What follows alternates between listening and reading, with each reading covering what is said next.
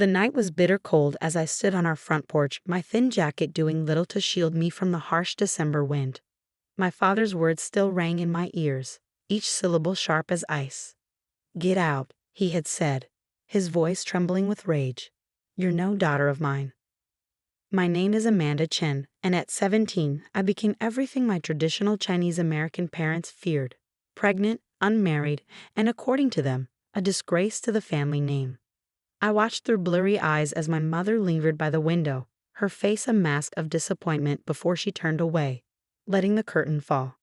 The message was clear: I was alone now. The few possessions I'd managed to grab were stuffed into my school backpack. Some clothes, my phone charger, and the positive pregnancy test that had shattered my family just hours ago. My hand instinctively went to my still flat stomach, protecting the life growing inside even as my own world crumbled around me. Jason, my boyfriend and the baby's father, had disappeared the moment I told him. No calls, no texts, nothing. Just radio silence and blocked social media accounts. The coward's way out.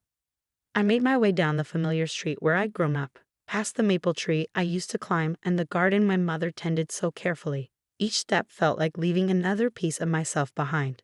The streetlights cast long shadows as tears froze on my cheeks. Mrs. Rodriguez, our elderly neighbor, was the one who found me hours later, huddled on a park bench trying to stay warm. She had always been kind to me, sneaking me extra cookies when I was younger and teaching me Spanish phrases while she gardened. "Oh, mi niña," she whispered when I told her everything through chattering teeth. "Come inside before you freeze." Her small apartment was warm and smelled like cinnamon tea. She didn't judge or lecture, just listened as I poured out my fears between sobs. How could I raise a baby? Where would I live? What about school? The questions seemed endless. "One day at a time," she said firmly, wrapping a blanket around my shoulders. "First, you need a safe place to sleep. You'll stay here tonight, and tomorrow we'll figure out the next step." That night, curled up on Mrs. Rodriguez's lumpy couch, I dreamed of my mother. In the dream, she was in her garden, carefully pruning her beloved roses. But as I watched, the flowers withered and died under her touch, crumbling to dust. I woke up crying. The next few weeks passed in a blur. Mrs. Rodriguez helped me enroll in a program for pregnant teens, where I could continue my education while getting support and prenatal care. I found a job at a local diner, working the morning shift before classes. The hours were long and my feet ached constantly, but every dollar I earned went into a savings account for my baby. My parents never called. I would see my mother sometimes at the grocery store, but she would turn down another aisle, pretending not to notice me. My father's car would speed up if he passed me walking to work. It was like I had become a ghost in my own hometown, invisible to the people who had raised me. The other girls in my program became my lifeline. We shared our stories, our fears, and our dreams over lukewarm cafeteria food. Many of them had similar tales: families who couldn't accept their choices, boyfriends who vanished, futures that seemed to shrink with each passing day. But something unexpected happened as my belly grew. I found strength I didn't know I had. Each kick from my baby reminded me that I wasn't just fighting for myself anymore. I studied harder than ever, determined to graduate despite my circumstances. The diner manager noticed my work ethic and gave me more responsibilities, along with a small raise. When I felt my baby move for the first time, I was alone in my tiny rented room, studying for a chemistry test. The flutter was so faint I almost missed it, like butterfly wings against my skin. I pressed my hand to the spot, tears flowing freely as I whispered, "Hello, little one. I'm your mom." It was a girl. The ultrasound technician pointed out her tiny features on the grainy screen, her spine, her heart, her perfect little profile. I asked for extra printouts, secretly hoping to share them with my parents. They sat in my bag for weeks before I finally threw them away, accepting that some bridges couldn't be rebuilt. Mrs. Rodriguez helped me prepare for the baby's arrival, teaching me to knit tiny hats and booties. Her arthritis made her movements slow, but her stories kept me company as we worked. She told me about raising her own children as an immigrant, about the challenges she faced and overcame. "Life never gives you more than you can handle," she would say, her needles clicking steadily, "even when it feels impossible." The contractions started during my final exam of senior year. I gritted my teeth through the pain, determined to finish the test before heading to the hospital. My water broke in the taxi, and 12 hours later, I held my daughter for the first time. Lily Marie Chen came into the world at 6:43 am on a Tuesday, weighing 7 pounds 2 ounces. She had a full head of dark hair and my mother's eyes. As I counted her tiny fingers and toes, memorizing every detail of her perfect face, I made her a promise. "You will never doubt that you're loved," I whispered. Never. Mrs. Rodriguez was my only visitor in the hospital.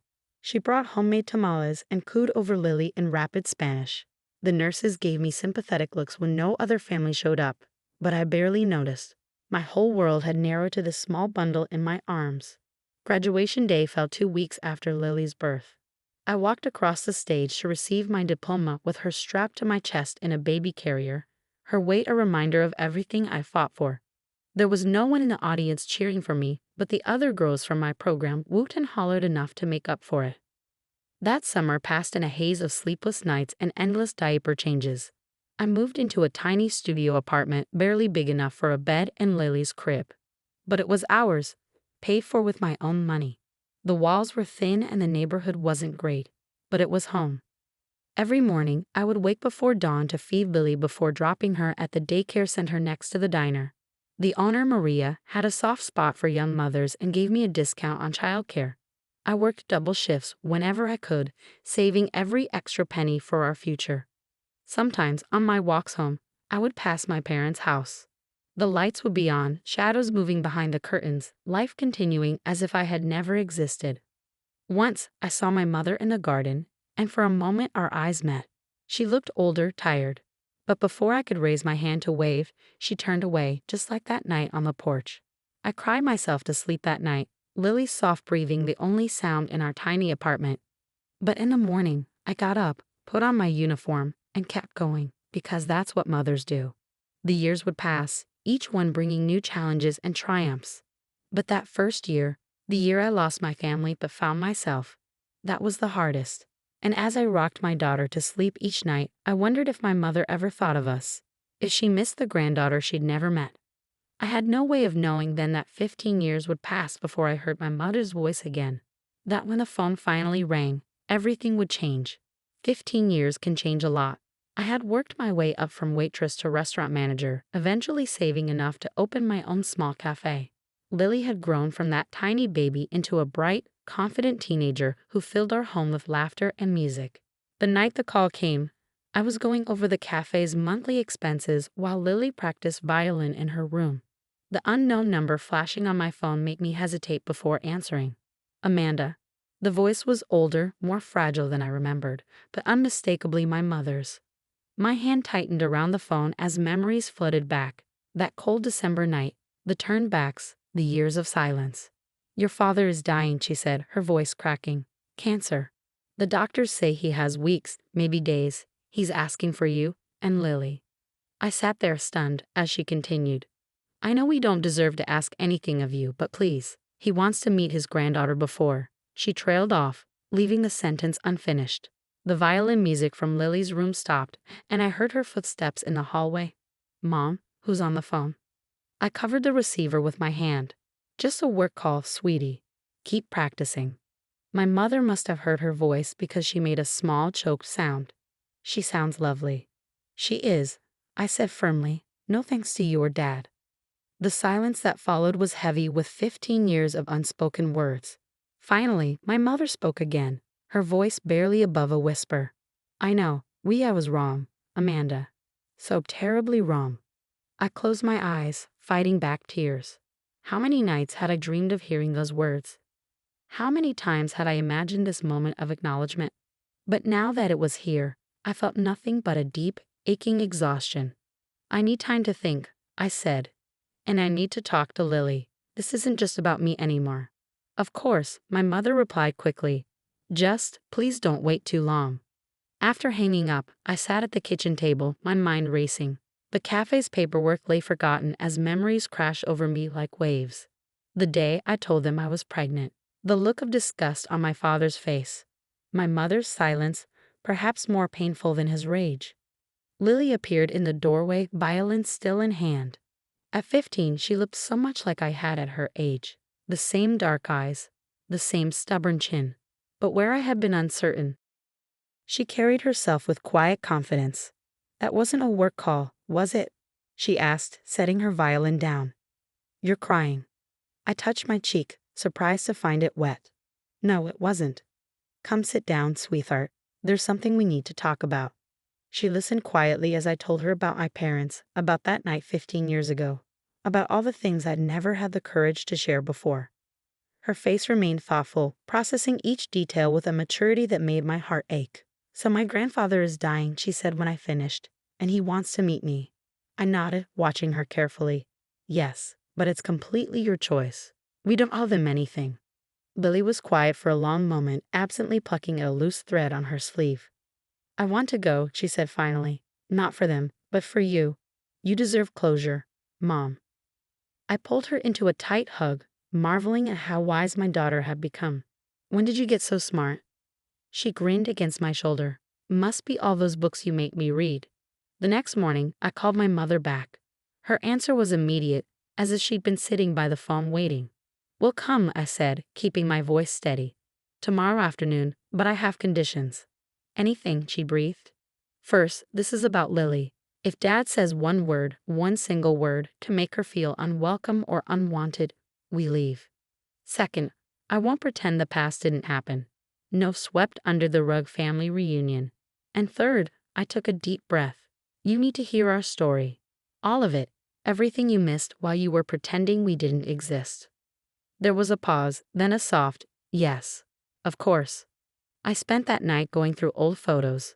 Lily's first steps, her first day of school, dance recitals, violin concerts, 15 years of memories they had chosen to miss.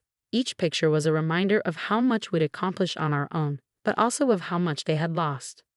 Mrs. Rodriguez had passed away 5 years ago, but I still had the first baby hat she'd knitted for Lily. I packed it with the photos, a tangible piece of the woman who had been more family to us than our own blood. The drive to my parents' house the next day felt surreal. The neighborhood hadn't changed much. Same neat lawns, same trimmed hedges. My mother's roses still bloomed in the front garden, though they looked a bit wild now, less carefully tended. Lily squeezed my hand as we walked up the familiar path to the front door. "Ready?" she asked. I looked at my beautiful, strong daughter and felt a surge of pride. Ready. The door opened before we could knock. My mother stood there, smaller than I remembered, her hair now more gray than black. Her hands trembled as she reached toward me, then dropped to her sides. "Amanda," she whispered. "You came." Her eyes moved to Lily, widening slightly. I saw the recognition there, the sharp intake of breath as she noticed all the ways my daughter resembled her younger self. "Would you like to come in?" she asked, stepping aside. I nodded, guiding Lily forward with a hand on her back. As we crossed the threshold, I couldn't help but remember the last time I'd walked through this door, young, scared, and alone. But this time was different. This time, I wasn't that helpless teenager anymore. And this time, I wasn't alone. The inside of my childhood home felt smaller than I remembered. Family photos still lined the hallway walls, but they stopped abruptly at my senior year. The last one taken before everything fell apart. It was like time had frozen in this house, preserving a moment just before their perfect family shattered.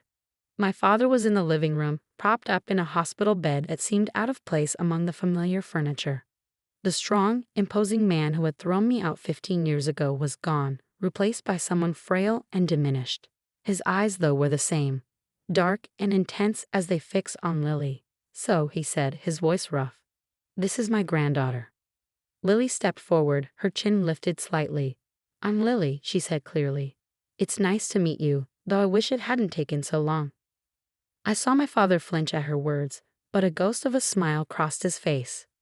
"Direct, like your mother," he said. "Please sit down. Both of you." My mother hurried to arrange chairs, her movements nervous and jerky. The silence that followed was heavy with unspoken words. Finally, my father spoke again. "I owe you both an apology," he said. "Though I know it's far too late." 15 years too late, I agreed, my voice steady. "Do you know what it was like, being 17, pregnant and homeless in winter? Having to rely on the kindness of neighbors because my own parents threw me away." My mother made a small, pained sound. "Amanda, we were trying to." "To what?" I cut her off. "To protect the family name. to teach me a lesson. Well, congratulations. The lesson I learned was that I could never count on either of you. I pulled out the stack of photos I'd brought, spreading them across the bed. This is what you missed. Lily's first steps, her first day of kindergarten, every Christmas, every birthday, every milestone you chose not to be part of. They leaned forward, hungry for these glimpses of the life they'd ignored. My mother's hand trembled as she touched a photo of Lily in her first ballet costume. You look just like your mother did at that age, she whispered to Lily. I wouldn't know, Lily replied quietly.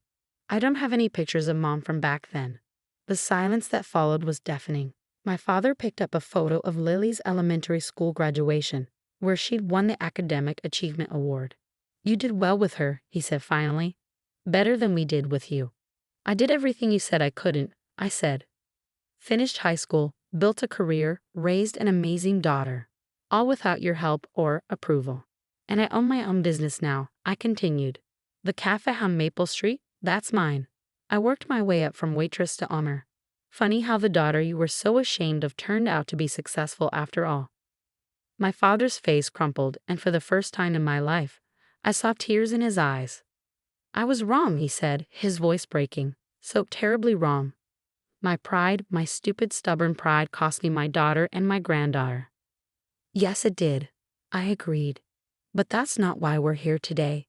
We're here because Lily deserves to know where she comes from, even if that history isn't pretty. And because I hesitated, then continued, because despite everything, you're still my parents. My mother reached for my hand, and this time, I let her take it. Her fingers were cold and shaking.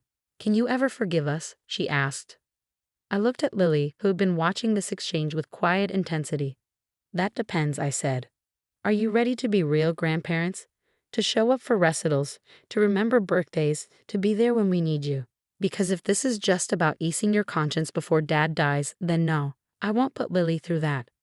I don't have much time left, my father said softly, what your mother does. And I've made her promise to do better, to be there in all the ways we should have been before. Lily stood up suddenly. I have a violin competition next week, she announced. First chair in the youth symphony. Will you come, grandmother? My mother's face lit up even as fresh tears spilled down her cheeks. Yes, she whispered. Yes, of course. Over the next few weeks, as my father's condition deteriorated, we began the slow, careful work of rebuilding bridges. It wasn't easy. There were moments of tension, of old hurts resurfaces, of harsh words that needed to be said. But there were also moments of healing. My mother came to the cafe, proudly telling customers that her daughter was the owner. She attended Lily's violin competition, beaming from the audience. She even helped us plant a small herb garden behind the cafe, teaching Lily the gardening skills I'd never let her teach me. My father held on long enough to see Lily perform a private violin concert in his room, her music filling the house with something that felt like forgiveness. He died peacefully the next day, holding both our hands. At the funeral, I stood between my mother and daughter, thinking about the long, twisted path that had led us here. The years of pain and silence, the strength I'd found in solitude, the daughter who had taught me more about love and resilience than my parents ever had. What happens now? Lily asked later as we sat in her apartment above the cafe. I looked at my mother, who had come home with us, who was learning to be the grandmother she should have been all along. Now, I said, we write a new story, together. That night, as I lay in bed, I thought about the 17-year-old girl standing alone in the cold, thinking her life was over. I wish I could tell her that she was stronger than she knew, that she would build a beautiful life from the ashes of what was lost. But mostly, I wish I could tell her that sometimes the hardest paths lead to the most meaningful destinations. That forgiveness doesn't mean forgetting, but it can mean finding peace. And that love, even when it seems completely broken, has a way of coming full circle. My phone buzzed with a text from my mother. Lunch tomorrow? I'd love to hear more about your high school years with Lily. I smiled as I typed back, yes, there's so much to tell. Because that's the thing about family, sometimes you have to lose it to find it again. Sometimes you have to break apart completely before you can rebuild something stronger. And sometimes, just sometimes, 15 years isn't too long to wait for a second chance.